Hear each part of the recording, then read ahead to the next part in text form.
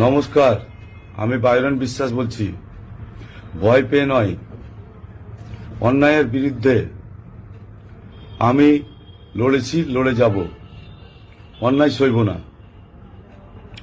আমি হাইপার হয়ে বলেছিলাম যেগুলো কথা, সেগুলো আমি বলতে চাইছি আবার পুনরায়, যে আমরা 2026-এ 200 সিটের বেশি আসন পাবো।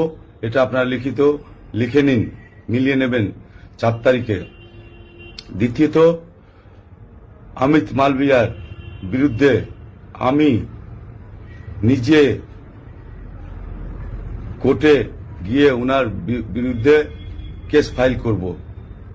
এই বলে আমি সকলকে ধন্যবাদ জানিয়ে, আপনাদেরকে নমস্কার জানিয়ে, ভালোবাসা জানিয়ে আমার বক্তব্য শেষ করছি। ধন্যবাদ।